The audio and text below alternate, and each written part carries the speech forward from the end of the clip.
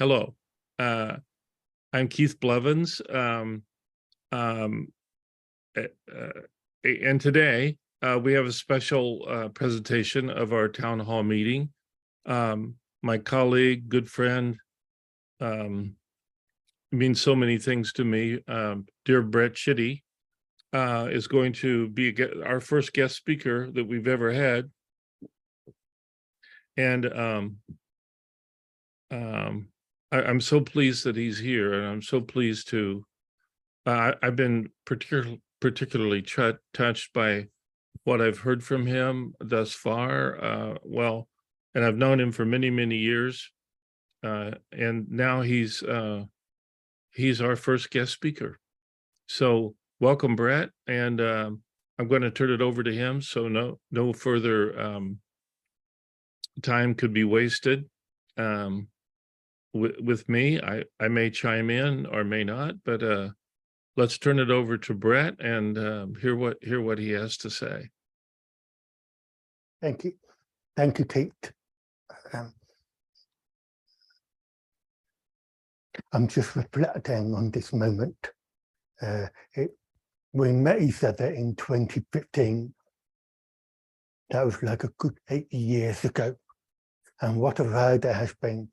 So I just want to thank you, Kate, for those 8 years of friendships, 8 years of love, 8 years of gratitude, 8 years of compassion, 8 years of understanding, and you're a real blessing in my life. So thank you, Kate. Okay. So today I've been invited to do a presentation which is really nice. I try not to think too much that I'm the first guest speaker, but there you go. So what I wanted to do was to do a presentation on how I personally see the principle of my own way, and how that's been informed by the works of Sydney Banks. Okay. So what I'm going to do first is I'm going to share some quotes from Sydney Banks just to get it all started, and then we'll start interacting a little bit more. And I have an invitation for Keith to chime in wherever he needs to. Okay, so are we all ready to make a beginning? Fantastic. Okay, so I'm going to share my screen now. I hope it comes up okay. I'm not sure, but we'll find out. You see this? Yes. Oh, brilliant. Okay, right. Fantastic. Okay, so I'll repeat what's on the screen. All the quotes will come from Sydney Banks, so none of it from me. So the principle of mind is the energy of all things, whether in formless or form. Divine mind is the intelligence of all things before creation and after creation. Okay, up here. So just a quick question now. Do you think that is two different things that Sydney Banks said, or is it one thing said in two different ways?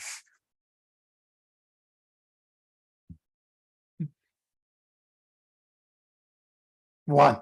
Okay, so we have the energy or the intelligence, but I'm going to focus on form and formless, or before creation and after creation. Okay, so we have formless. I'm just going to use form and form, but you can use whatever words you want. And form.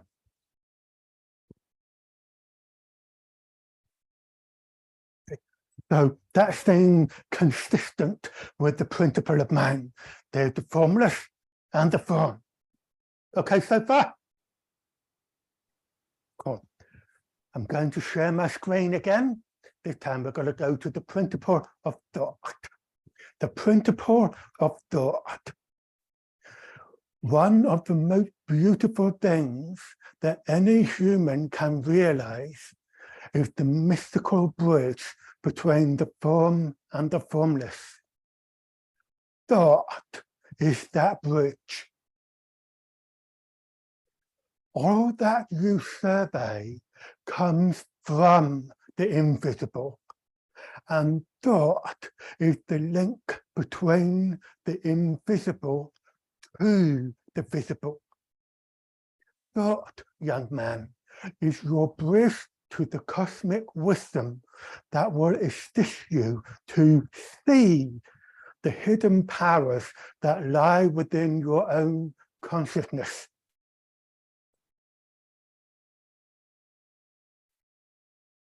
Okay, so we have a bridge.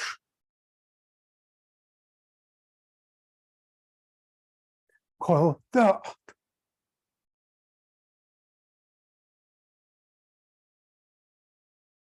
TOT, principle of thought. That's the mystical bridge. And in that second quote, this said, from the invisible to the visible. So it's working one way, which is this way. Kate did a presentation that's available on the website called It Works Only One Way. I think that's the same thing. Okay, they work this way. Already there are some implications being revealed. So if you know that all the form that we go through in our lives come from the formless, we have a source for everything we see, everything we survey. And the another implication is, if it only works this way, it doesn't work the other way. Form to the formless doesn't work that way. Great realization to have if you can see it. Okay. So we've done mind and thought. Now we're going to move to the third principle, consciousness. I'm going to share my screen again. The principle of consciousness. Divine consciousness gives us the ability to recognize the existence of creation and all it entails. Consciousness allows the recognition of form, form being the expression of thought. But there's something about consciousness that allows you to see form. Okay.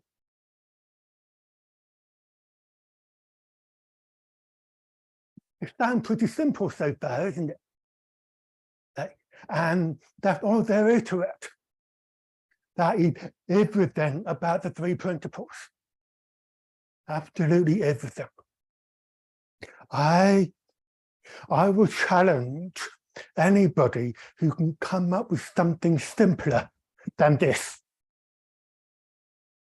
I will challenge anybody to come up with a human experience that is not created by this. And lastly, what I'm going to do, I'm going to put a box around it to show that the principle of mind, because we've got the formless and form. We have the principle of thought here at the bridge, and we have consciousness that's able to recognize the form that we go through in our lives, POC. Okay, so we now have a model where these three principles are consistent with the principle being 1, neutral, 2, constant, 3, pre-existing, 4, universal, and 5, unchangeable. Principle of mind never changes. Principle of thought never changes. Principle of consciousness never changes. Okay. So with this, what does it mean for us as human beings? What does it mean for the human experiences we go through? all the beautiful experiences we have, as well as those that we'd rather not have. Okay. Before I answer that question, I just want to ask Kate now, any comments you want to make here, Kate? Any observations or something that would be good to share with our good friends here?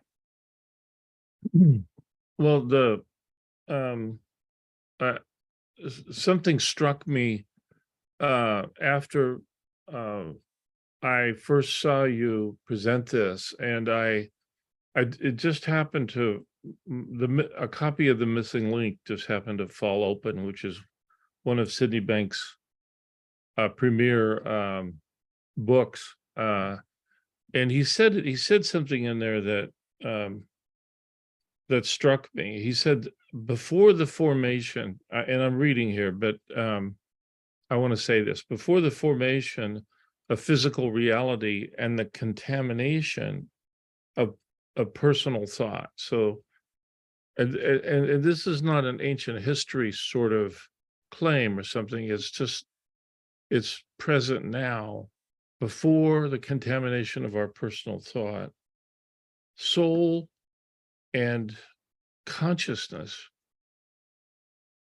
were the same divine intelligence. And then he said something really interesting. He says, cut off from the innate wisdom, a lost thinker, and I think we've all been lost thinkers. If we could really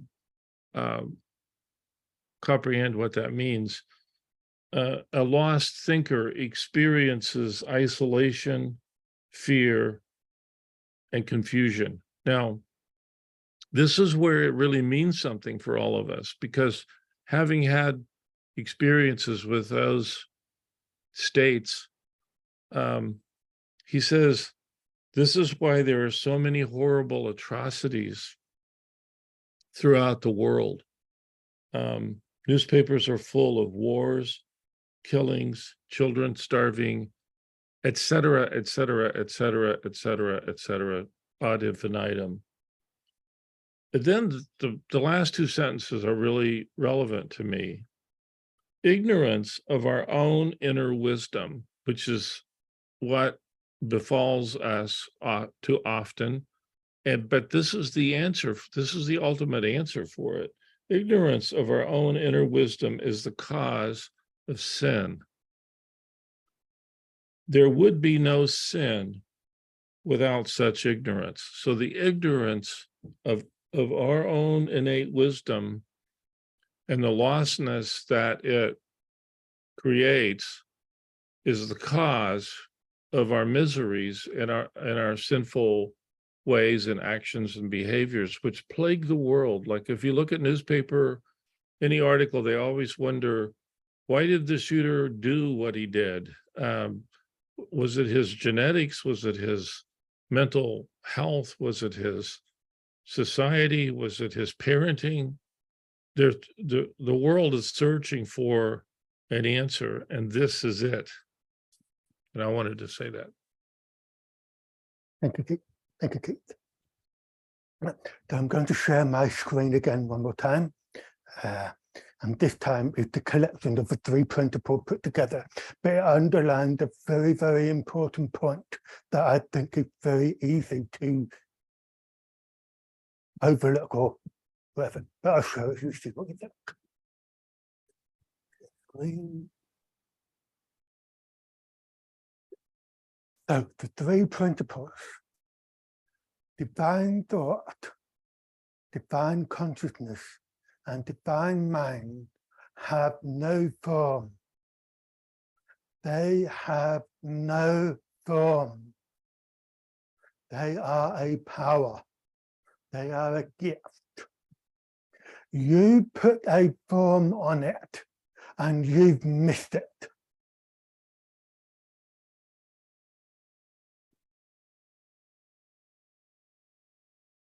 I've often said to Brett that "you've missed it" was probably the most common phrase I heard on Sydney Banks' lips for over 40 years.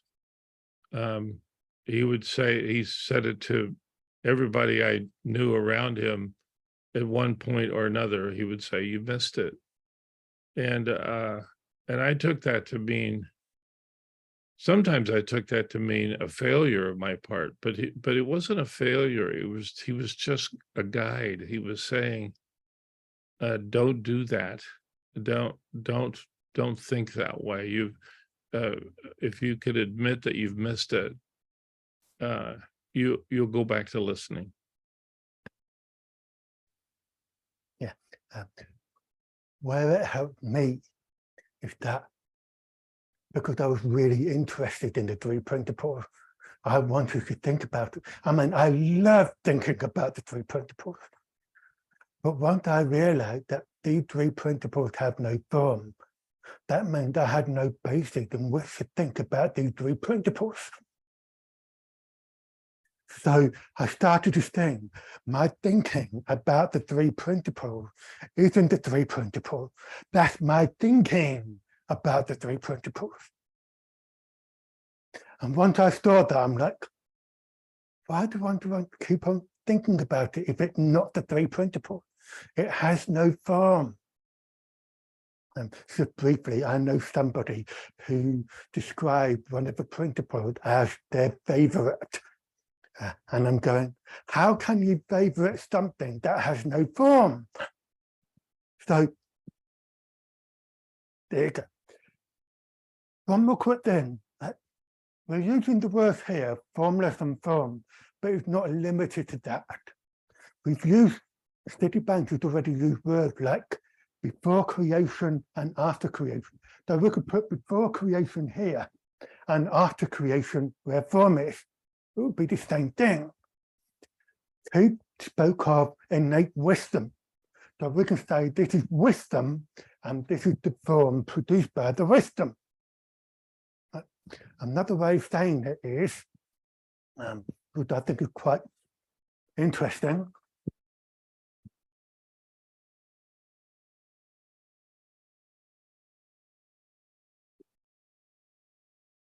This is the inside and this is the outside.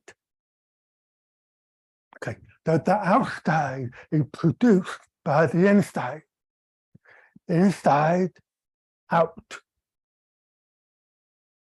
Very simple. Inside, out. You only work this way. But how do we get lost? How do we get disconnected to this? And it's not because the inside disappeared. It's that we get cut off because we don't believe the principle of thought had anything to do with it, with our experience. So we cut it off. When we cut it off, there's nothing for the inside to come through. So it effectively becomes like this. And that's all we've got. This is what we then call reality. Our internal experience is now caused by reality, by what's on the outside. It never is. It never is. But very easy to believe. I mean, I've heard for a big time, for goodness knows how many decades now. So everything is created from the inside, but you don't know it. Okay, this includes this very moment right now. Each and every one of you is watching me on your screen. If it wasn't for thought, you wouldn't know that you have a screen, much less I am on it. I know this is very hard to believe, I know. But I had the courage to take a look in that direction and see there's anything to it. And eventually I realized the principle had to be present. Otherwise, there would be no experience whatsoever. There would be no form. Okay, so there are many words to describe the same thing. It's nice to have something that so unified into one thing instead of having lots of different names for it. But nothing wrong with having different names. Another word might be God or or within, or the soul, or that kind of thing. It all comes from the inside through the principle of thought to create your form. Okay? Does that make sense to everyone? Lots of nodding heads. Cool. Hey, anything to add about this? No, my dear wife, Valda, that many of you know, she would say, one step to the outside is a step in the wrong direction.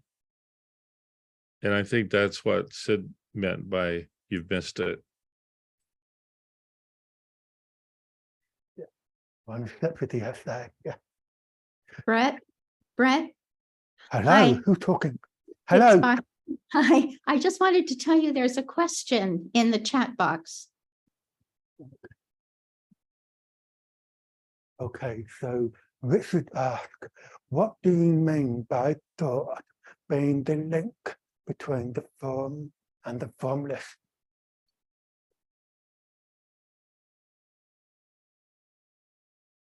Okay. Thank you, Richard.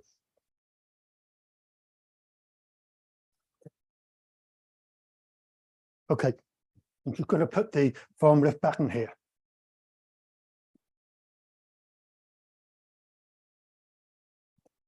So we have the formless and the form. I'll show the word for you.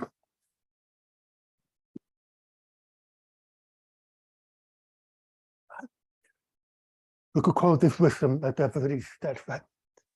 Without the bridge, right, can anything from formless go into form?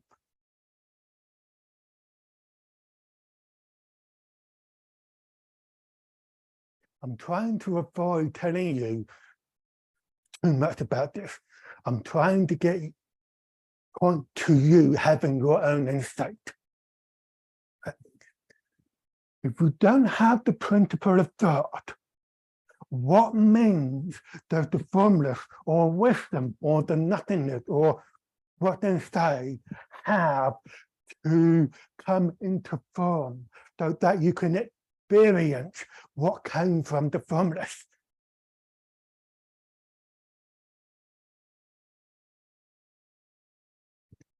So the formless on its own cannot do it. The principle of thought is a requirement in order for the formless to bring something to form, to bring something to life, for you to have your own reality, to have your own feeling, to have your own experience, your own state of mind, your own behavior.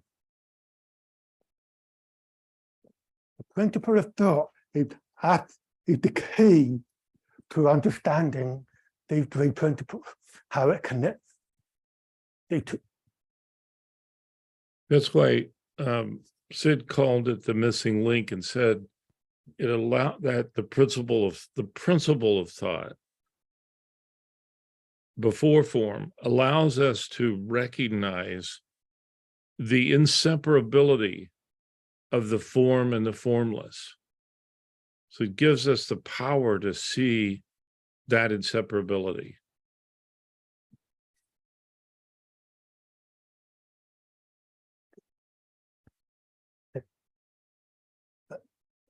So I'm now going to keep the same diagram, but I'm going to present it in a different way now. Some of you already know this.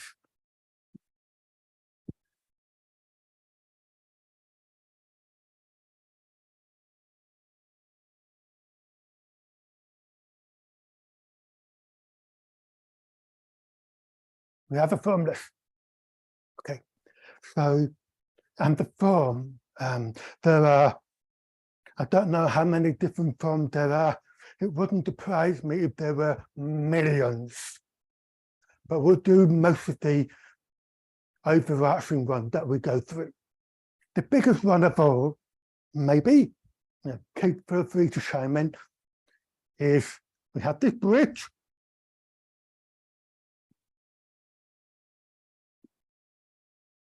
Is the past. Right? the past is the form created through thought. The past does not create itself. So once you realize that the past is created from the formless, right, then the past does not have the power over you, whether now, in the past, or in the future. The reason why people go into the past, for whatever reason, or that they say, like, I'm going to change my past, I'm going to fix my past, I'm going to make my past better, that kind of thing. The only reason why they go into the past is to disconnect this bridge, like this. And when there's no bridge, the formula disappears. And that's all you got. That's all you got. And when that's all you've got, of course you're going to think about the past. Of course you're going to go into it. But here's the thing. Do you think you will find wisdom in the past? Do you think you will find the answer to the past in the past? So once you realize that this formless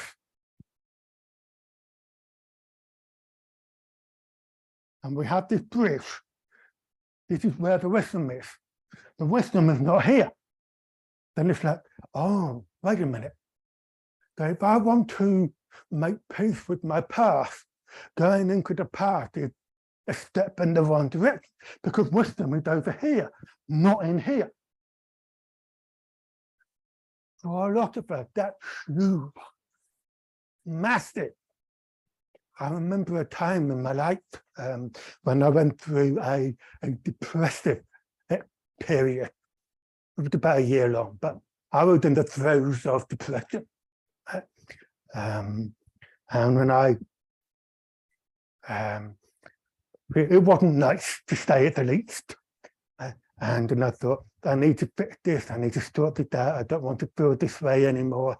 I can't, I got really lazy, I got really tired, and my mind was just so full, it was so chock-a-block with stuff I couldn't shake off.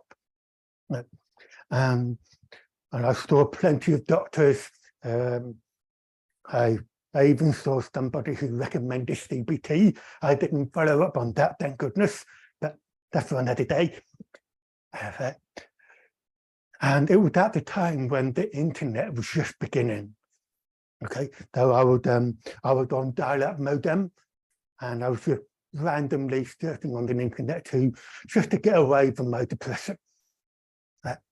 And I came across a quote that surprised me. I'm not recommending the quote to anybody, but there's a story behind it. And the quote was,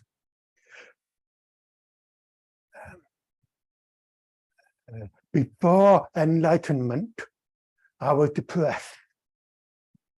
After enlightenment, I continue to be depressed.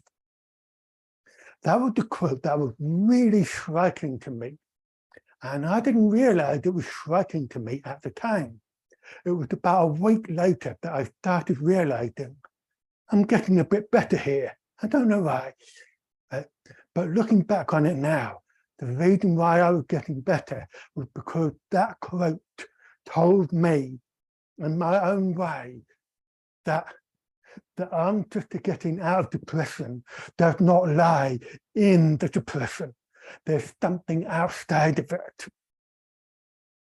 And because there was something outside of it, I didn't go into my depression as much. And that is the healing process. I was healing, not because I was trying to stop depression or trying to cure myself, but because there was something else, somewhere else outside of the depression.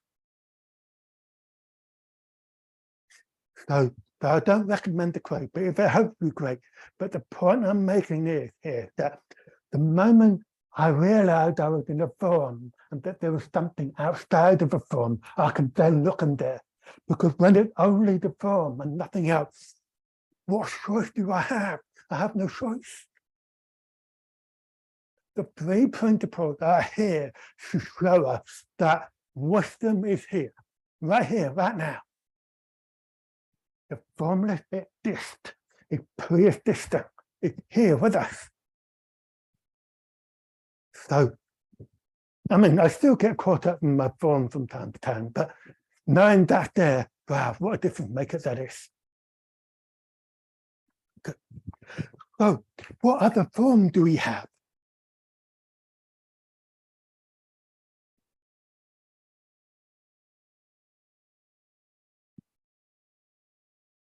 Sorry, my handwriting's a bit off. Mhm. Feelings. Okay. Note that I am not making any distinction between good or bad, high or low, positive or negative. I'm talking about all feelings.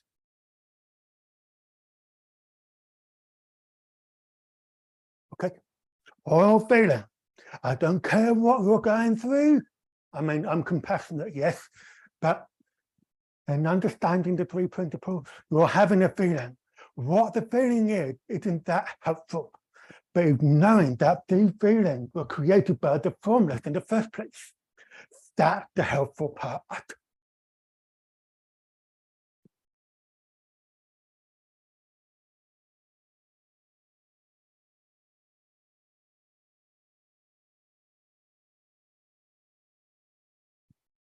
Relationships.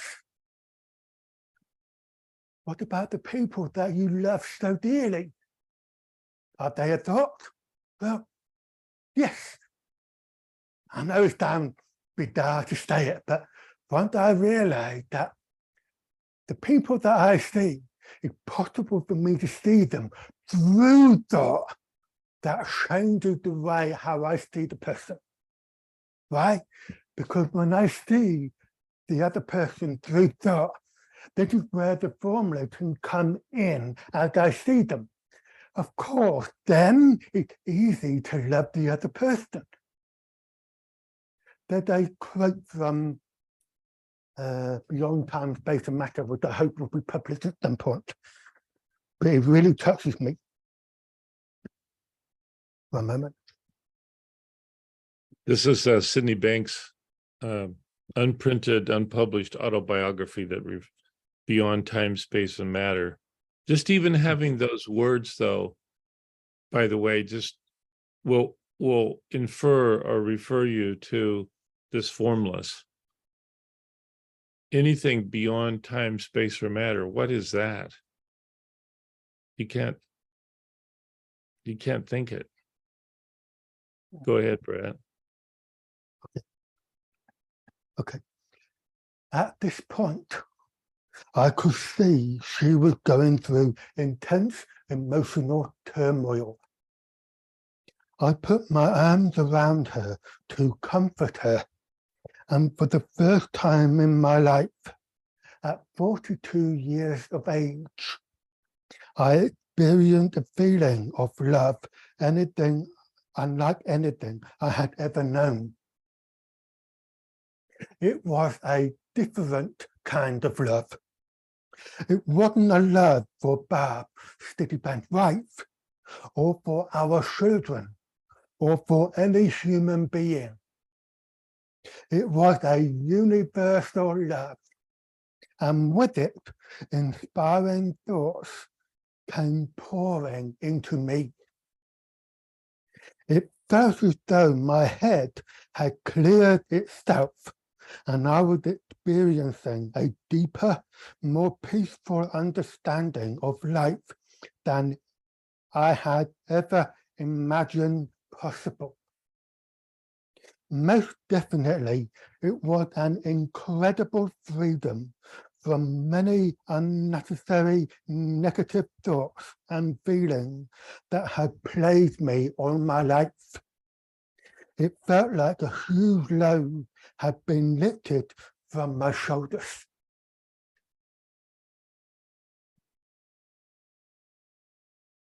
So, very interesting. So if the formless is the beginning, you're not starting with a person. And therefore, to have love into your life from the formless at the beginning, it's not going to be about a person. It's going to be universal. It's going to be about for everyone. And that was quite shocking to me. I mean, I have my own experience of it. It was with my sister, and I was just playing around with the idea that if my sister really thought from my own end, so I played around with it, and once I saw that there was something to it, what happened was that instead of being in the relationship with my sister, right, I was now coming from a place of here.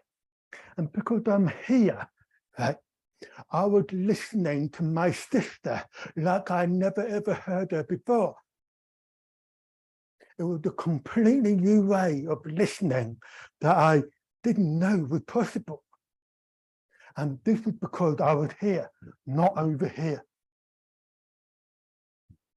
So my sister was still being my sister, but here I am hearing and wow, is that really my sister? That's what happened. So now I love my sister more than ever before, and she hadn't done anything about that. Okay, so that's a possibility. That's on the menu if you want to learn about these three principles. But the principle of thought, again, is the key. It is by far the biggest aspect of all human experience. The principle of thought is necessary in order to have any kind of form. It works this way, and this way. It never works the other way around.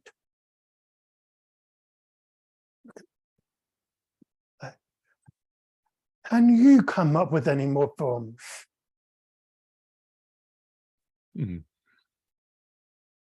We could be here all day, I think.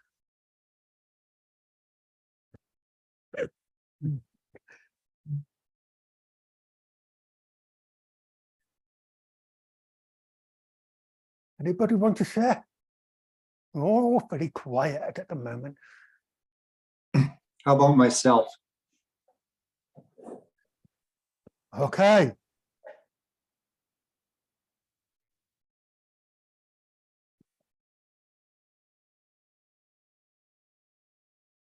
That's a very different idea again.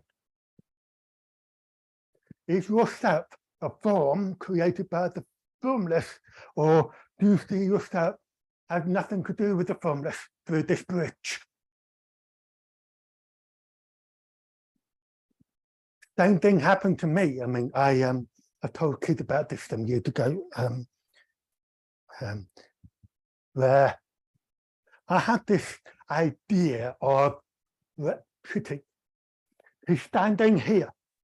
Here's Brett. I mean, I'm Brett, but there's Brett out here. Right? And I thought, oh, I can do some work on him. You know, I can make this Brett a little bit better. So, for example, Steve Werther, thinking he's still with us at the moment, so thank you, Steve. I consider him to be a phenomenal public speaker. I mean, if you just listen to him, it's like, oh, he will just, you know, sweep you under your feet. So he's a fantastic public speaker. And I thought, if only I could get something from Steve, the public speaking skills, and then take it from him and then put it in this thing called Brett City over there. Right? And now this Brett City can be really good at public speaking. They're wonderful. So now I can be good at public speaking. So when I did my next public speaking moment, guess what?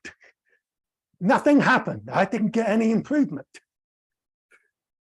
So I thought, Steve, I think you withheld that from me. But he didn't. It was the idea that I can get something out there and into something out in the somewhere else out there. But there was a moment when I realized, wait a minute, am I really experiencing thought It did also, it everything though. I started to see this black city over here. Could that be daughter too? I was like, oh, that was a wild idea.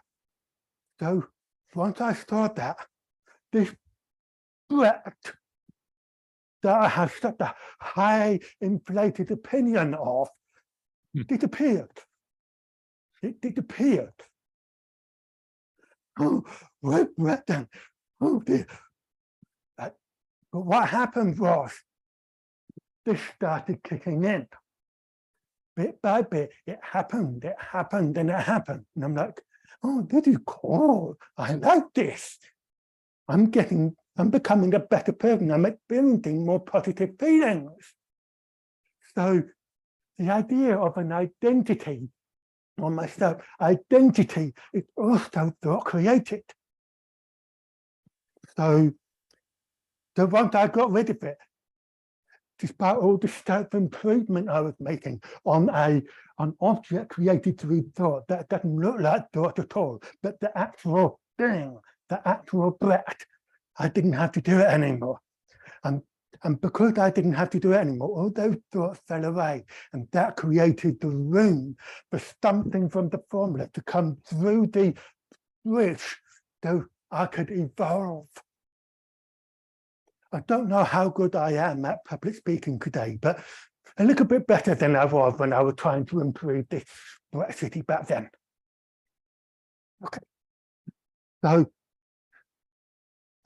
So I think there is a true identity, but that true identity has no form. Your true identity, in my opinion, is the formless, before form, before time, space, and matter. Definitely really. There's another quote from Stiglitz. He said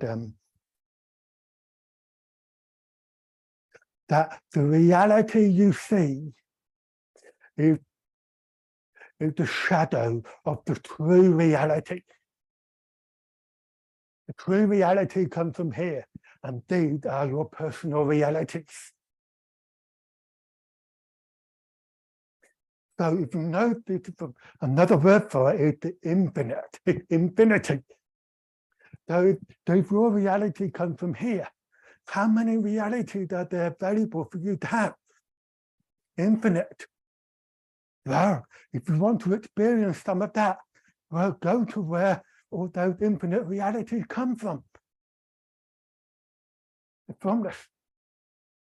The formless is truly the beginning. It's truly where all the magic happens. Steve, sorry, Kate, anything to add? No, this is all hitting me so beautifully. So no, that you've said it so well. Thank you. I'm just going to read the comments now. So Brad, I put a I don't know if you can hear me, but I put something in the comment about the future. Lucia.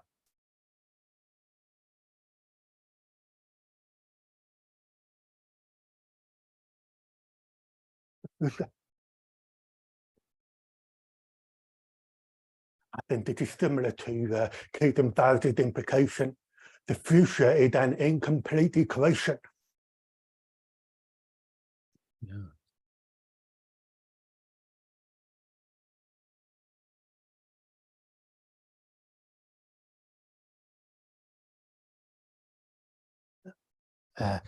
Another way of saying it is that I can think about the future, but it is independent of the future, whatever is going to happen. It's independent. And once I realized it was independent and that I had no guarantee of knowing that my thinking about the future is going to happen, it just didn't make sense to think about the future as much.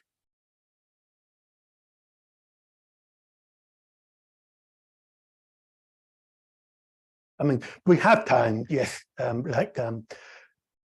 We're going to have a town hall meeting today at 8 p.m. United Kingdom time.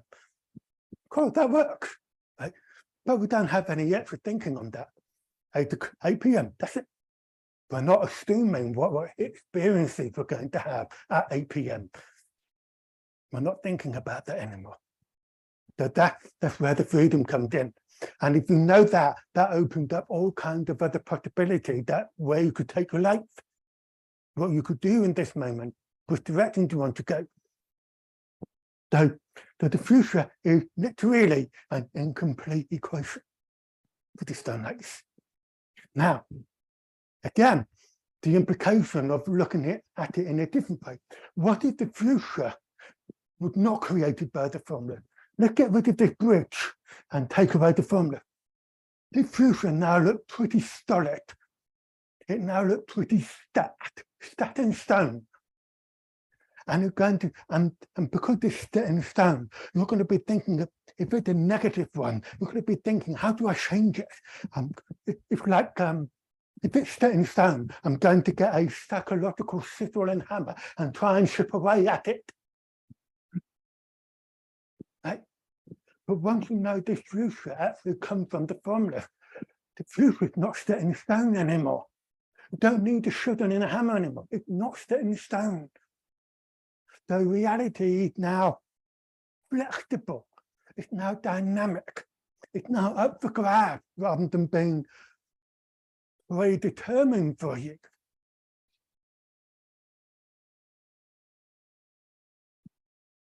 So thank goodness we had this bridge called thought, that our future is up for grabs. Thank you. Great suggestion on the future. Okay, I just want to read the comment now because I think there's a few I would like to answer. Okay, so this is how is it possible not to find wisdom in the past when the things that happened in the past can actually have taught us something and give us another wisdom in the present moment? Good point, good point. Okay. Okay.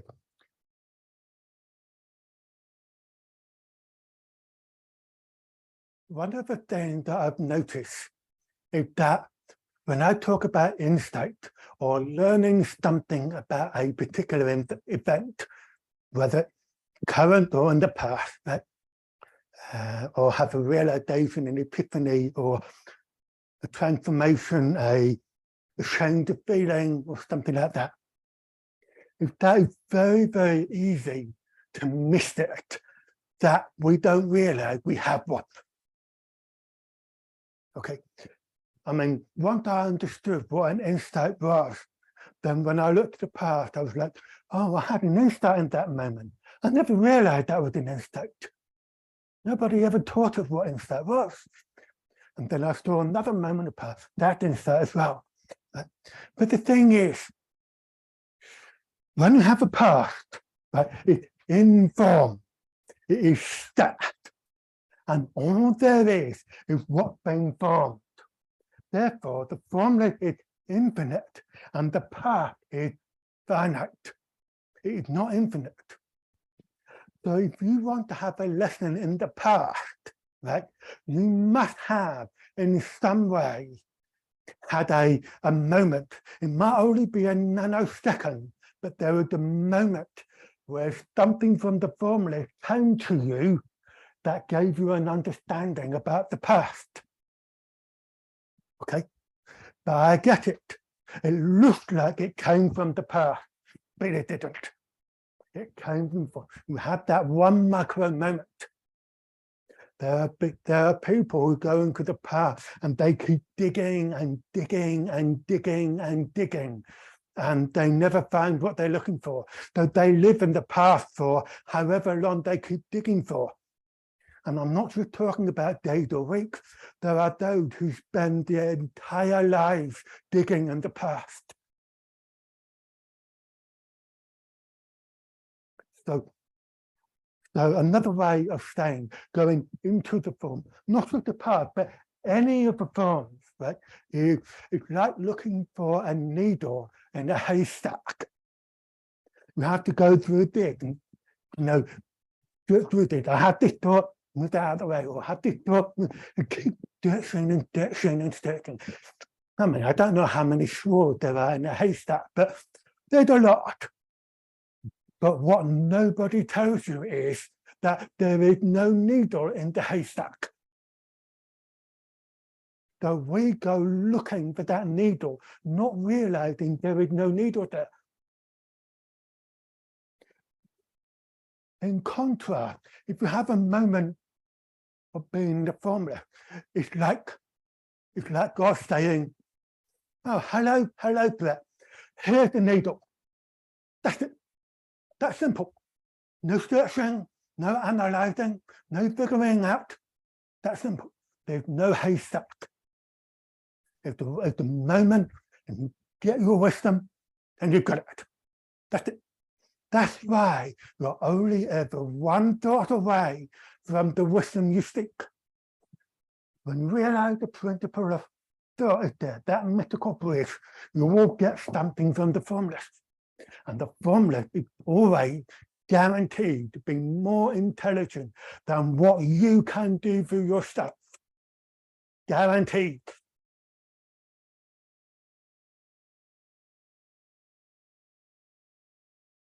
Okay. So again, Keith said it. One step to the outside is a step in the wrong direction. One step to the outside is a step away from wisdom. One step to the outside is a step away from insight. One step to the outside is a step away from having peace. One step to the outside is a step away from being present, the now.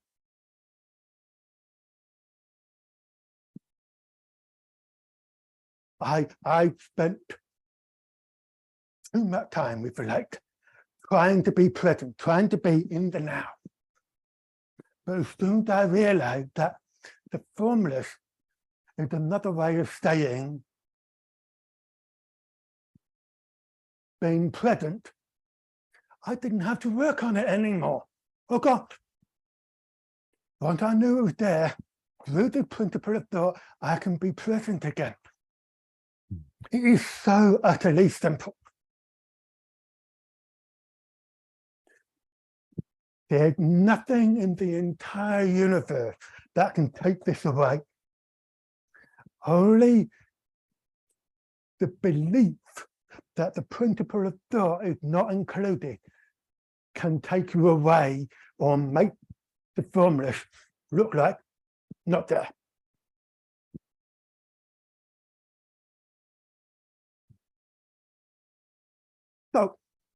So you don't need to read a 300-page book on how to be present anymore. I've just told you in 5 words. Okay, what else have we got? Miriam said, the wisdom acquired in the past that you are currently benefiting from is coming to you in the moment via thought. Beautiful, beautiful, via thought. The path and the wisdom acquired did happen.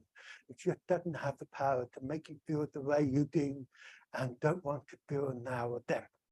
Yeah. Miriam, next time, come here on stage with me, okay?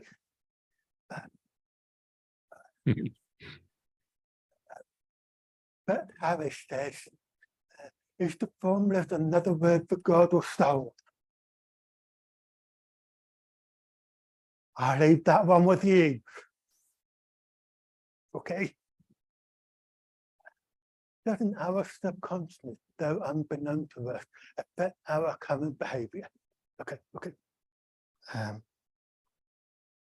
Who said that one? It was, but okay.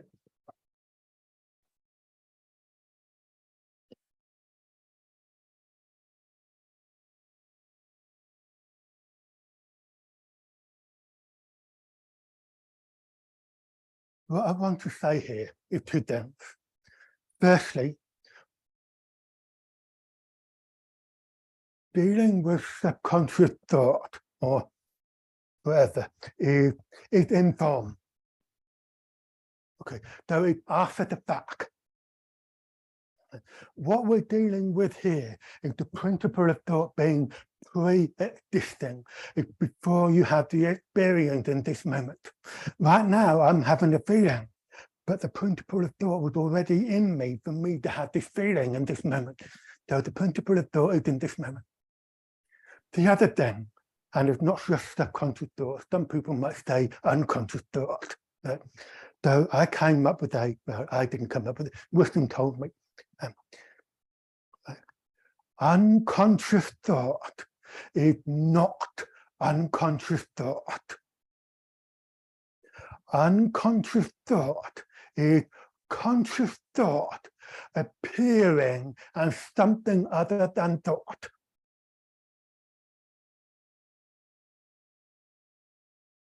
So we're not dealing with levels of thought. We are dealing with either the principle of thought is there or it isn't. That's all we're dealing with.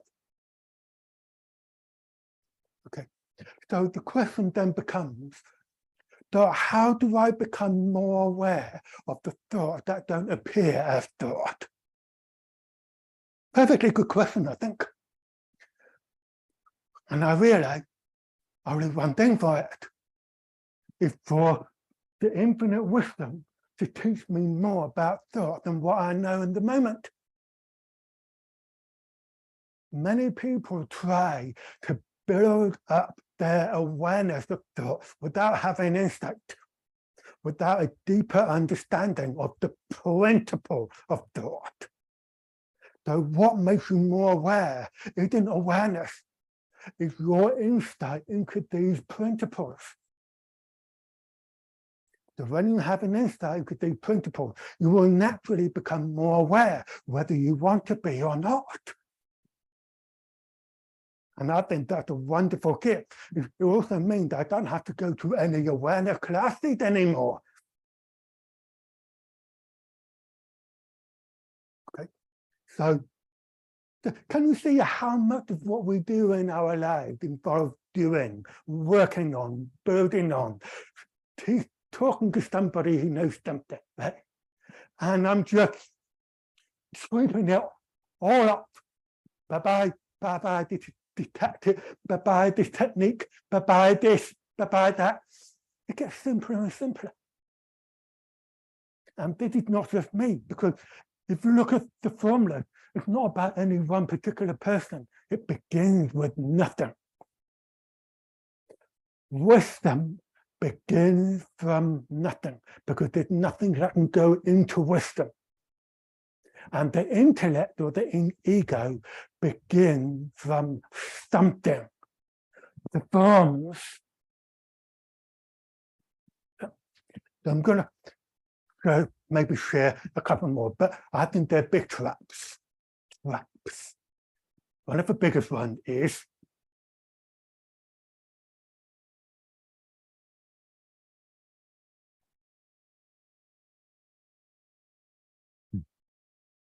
a form called three principles. Now, I have to ask, it's like saying, I am having a thought about the three principles. It's very convincing, I've got to tell you that.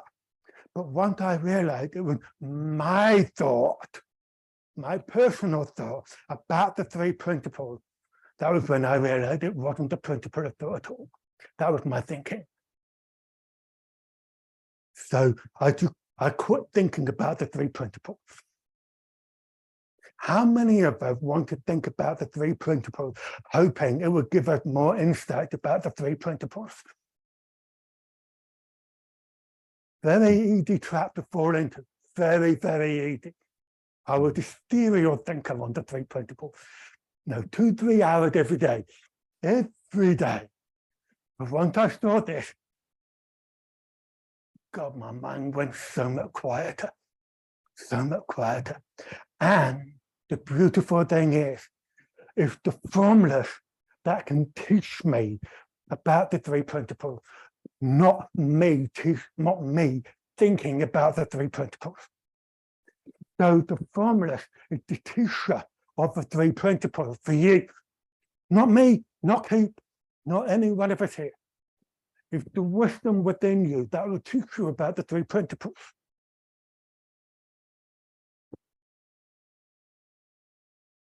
So it becomes very, very impersonal.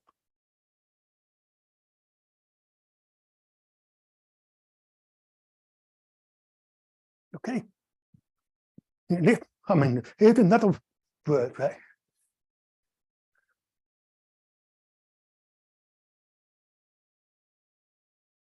This is the impersonal, and all the forms is the personal. If you take the impersonal away, you've got no impersonal. Therefore, you're going to take everything personally. It is so simple. I know Citibank kept saying it was so simple, and every time we said it, oh boy, it annoyed me so much.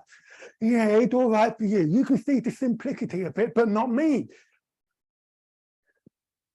But once I understood this and insight into this, that's there.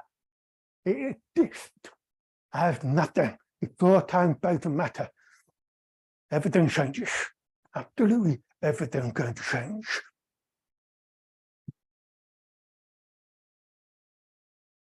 Okay, so careful of this. This form called the three principles is not the three principles, and it never will be. But I can understand the temptation. But the temptation is only because you separate the actual principle of thought. Therefore, the three principles look like that's the thing we're dealing with, the three principles. But it isn't. As Citibank said in the quote I shared with you earlier, the three principles have no form. It has no form.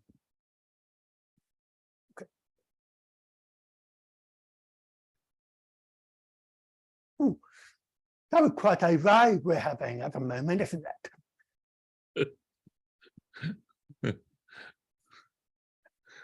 Okay, who else is written? Okay.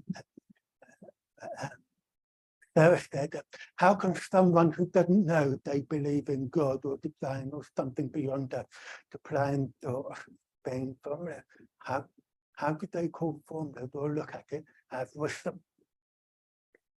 Yeah, this is one of the challenges for a three principle teacher. But I'm sure I speak for all of us that we've all had insights at some point along the way, regardless of our beliefs about God or something bigger or the universe or that kind of thing.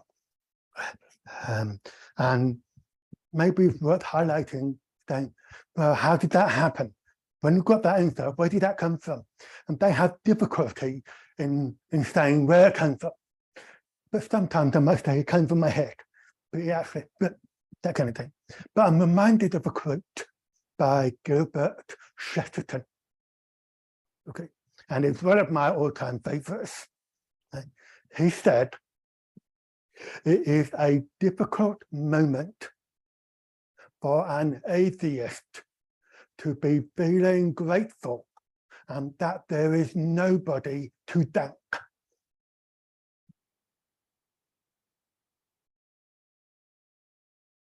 It's pointing to something bigger. There is something bigger. You don't have to call it God. You can call it universe or something that's consistent with that person to understand it. Okay. Okay. Okay. That was a really interesting question, and you've got a lot of experience of working with people. Would you be able to say something about that particular aspect? You're dealing with somebody who kind of doesn't believe in God. Well, I think the beauty and the power, the revolutionary message of these principles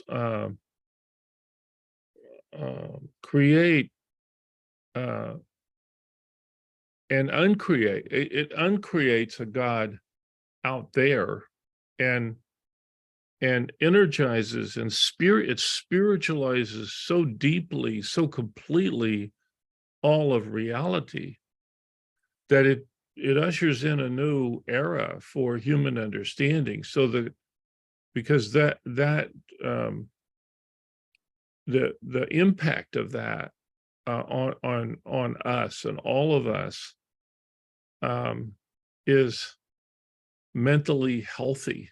It creates mental health and the externalization. So when you put something out there that doesn't belong out there, that doesn't exist out there, you kind of trick yourself into a subjugation or you separate yourself from God. And if there's, with this realization, there is no separation possible.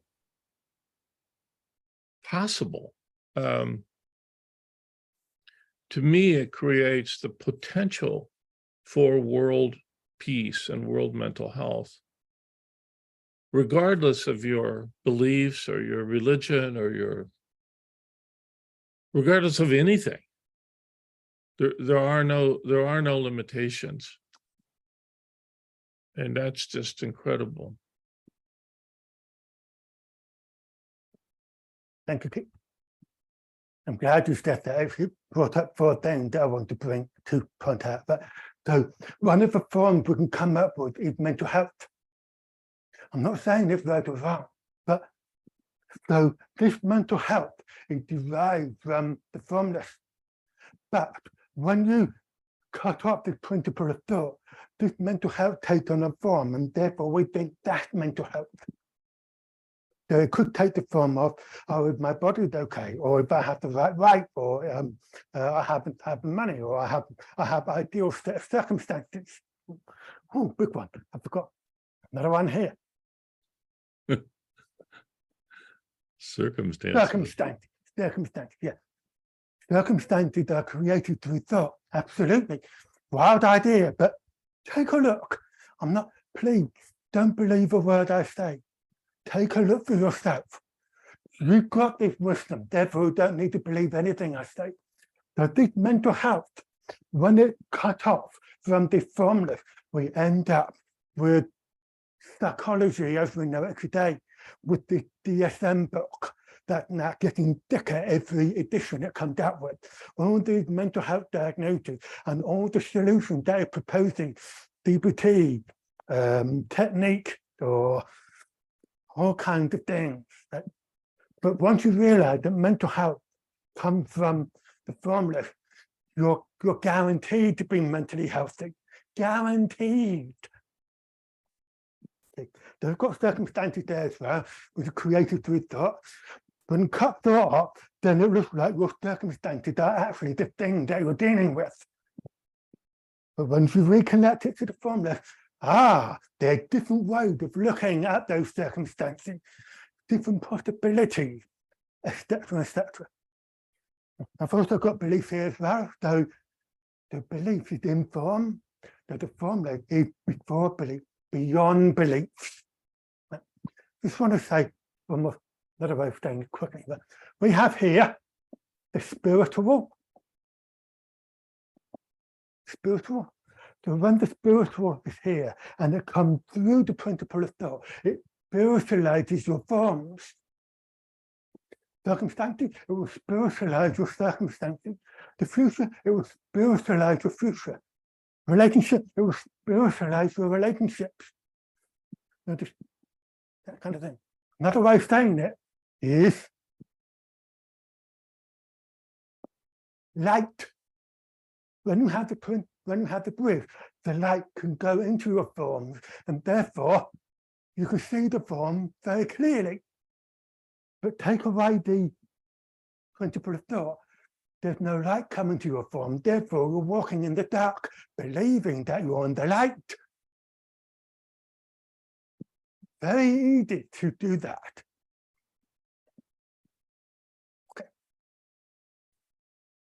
There's so many traps we can get into.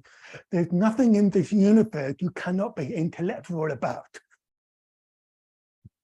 But as soon as you know there's something before time, space, and matter, before form, that changes a lot. Okay. Oh, blimey, more and more people have made comments. I need to catch up. I didn't want to get married. That said, I didn't want to get married due to my childhood experiences and feeling shackled by marriage now that I have taken the plunge in my 50s. Mhm. Yeah, Mhm. the past and the circumstances. Mm. If you truly understand that the past is a thought, not from the past, but from the formula, then the past has no power to determine how you are being in this moment.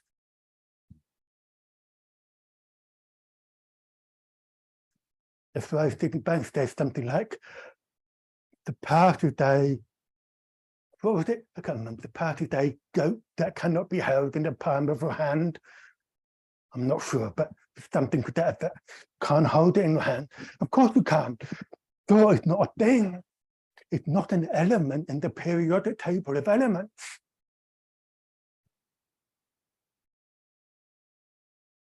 And you have your own. I know when I first heard a story about this man that these people met, and he had no he was enlightened, and he had no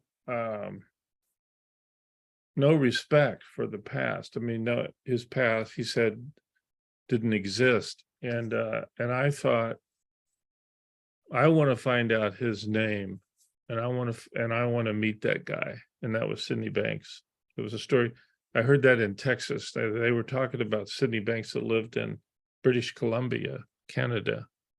But I thought, I've never heard anything like that in all of my, and I had a doctorate in psychology, and I've never heard even a sentence about that in all those many years of education.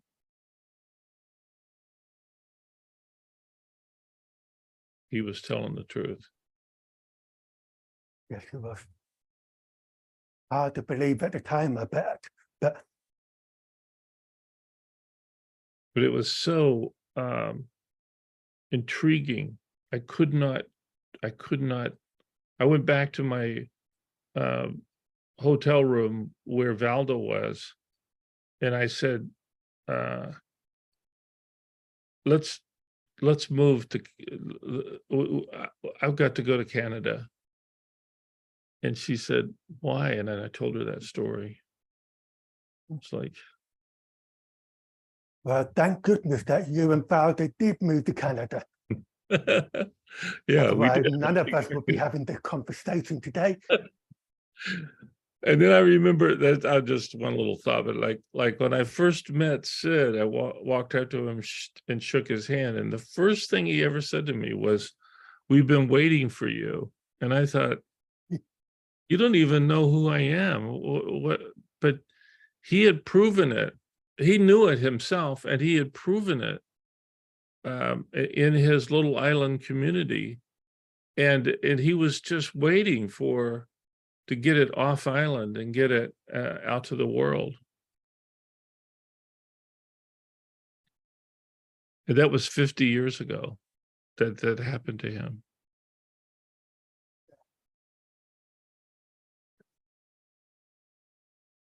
So Elisa said, is it possible to look for insight, or does insight just happen?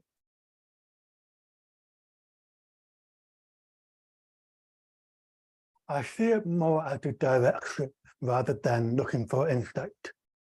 Because sometimes when people say they're looking for an insight, they're kind of looking for what they already know rather than what they don't know. But for me, once I knew that the formula is there and I have absolutely no idea what's in the formula, I can't predict what's going to come out of it. It's impossible. But just knowing that it's there is enough for me. Because knowing that's there is what stopped me from going into any of these forms. It stopped me from going into the world of the past. It got me going into the world of circumstances in an intellectual way. So I have no ability at the moment, it seems, to make insight happen. But I know where the insight come from, and that's enough for me. And I'm more than happy to be completely and utterly surprised by what occurs. So I have no idea what's going to happen. But knowing that's there, wonderful, wonderful. I don't have to do anything to make the formulas happen. Don't try and figure out the formulas out there, otherwise it wouldn't be formless. So I'll get rid of the 3 principles here and then put the formless. The formless in form is still form, not the formless. Again, another trap. But be careful.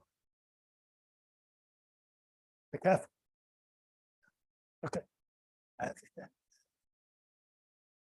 First, like Sailor Bob said, try and be anywhere other than the present. Can't be done. Correct. Absolutely. The present is done for you, but you can't make yourself present. It's just a huge workload off my own shoulders. What? No burden on my shoulders anymore. So first I feel. The feeling and emotion is distant thought only.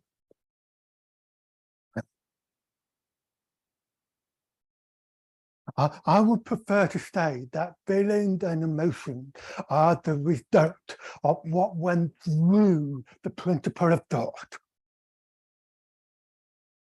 When I say it that way, it implies that the principle of thought is not the source of your feeling. That's why we can keep it neutral. Right? If that something went into the principle of thought, it went across the bridge. There's something before the bridge, over the bridge, and creates the form. That's always going to be a mystery. But it's not about working what we're feeling, why you had those feelings there. If you know the bridge is there, that's enough. And then you'll get insight about your feeling, about your emotions, instead of trying to, oh, this is a good feeling, this is a nice feeling, I need to feel more positive, that kind of thing.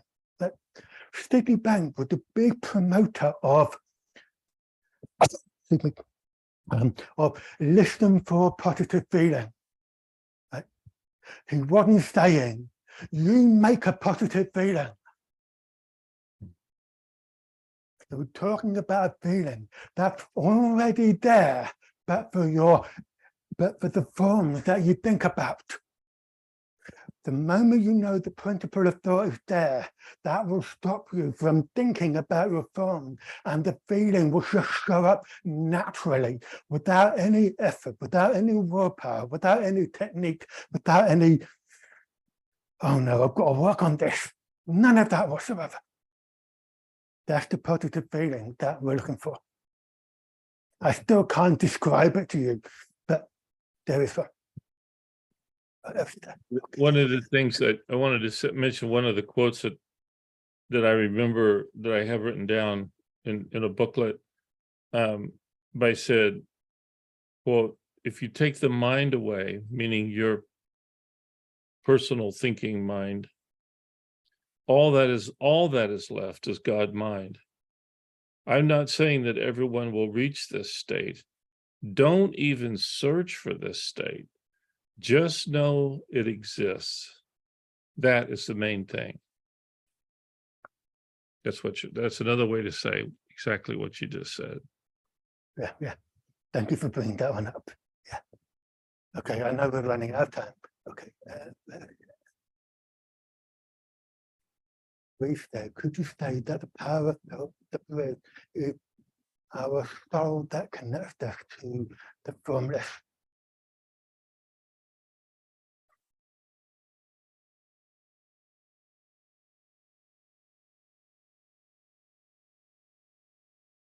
In a way, yes. Yeah. Knowing that the principles are there connect us to our soul, to the consciousness, to our wisdom, to what's within. So if that's what you mean, then I would agree. Yes. Okay. The last one now. Just to add on to respond to my previous question about how people that know if they believe in God or not, how to be found. So it's possible then for someone to get in that state, to get the three principles without understanding or believing in God divine or understanding what the formula is. Yes, yeah. Absolutely. Because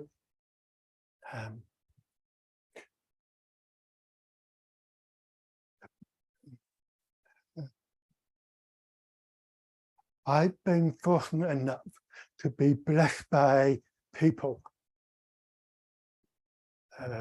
those I have met, who knew nothing about the three principles whatsoever, who didn't believe in God, but somehow they have wisdom.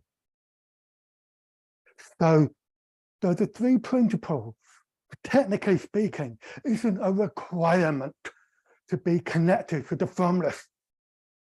It's just a question of access at the end of the day. But what Sticky Bank brought in is a solid, logical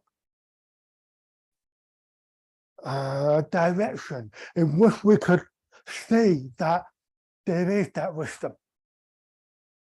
I love listening to people who have wisdom, even if they don't believe in God or know nothing about the principles, because I'm like, wow, they're so intelligent, so wise.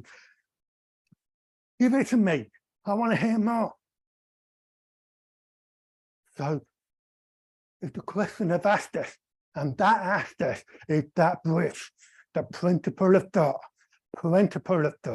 not my personal thought, principle of thought. The principle of thought has no form, it has no content. My personal thought is form, it has content. Okay. The unknowable inspiration that we did not initiate. There you go, beautiful. Beautiful. Okay, I think I need to stop here, I think, don't I? Well, thank you so much. Thank you, Brett, so much. I'm just I feel so fortunate, and I know it's probably echoed for everyone on this call, but thank you for this. Has been a wonderful town hall, and hey, before we go, there's one thing I would like to say to everybody and those who will be watching the recordings. I'm going to share my screen. This is a deliberate plug, I know. Okay,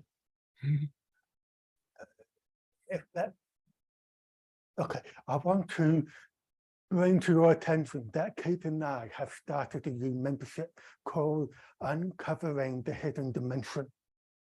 We had our first meeting this week. There are quite a few members online with us here today, and we believe that the first one went really, really well.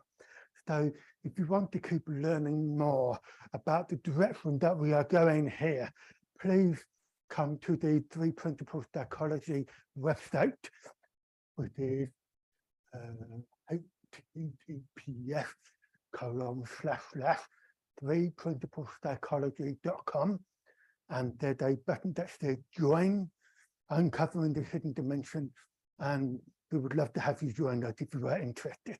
So, and this really is just the beginning. It's just a taster. If you want to go deeper into this rabbit hole, so to speak, we would love more company. Hey, is there anything you want to say about the membership? Well, just one other thing. For the month of September, which is right now, there's a wonderful window and a bargain window that you can join the membership for $40 a month. At the end of September, it'll go up to, I believe, 65. 65. And then it goes up again at the end of the year. So get in now while the getting's good. And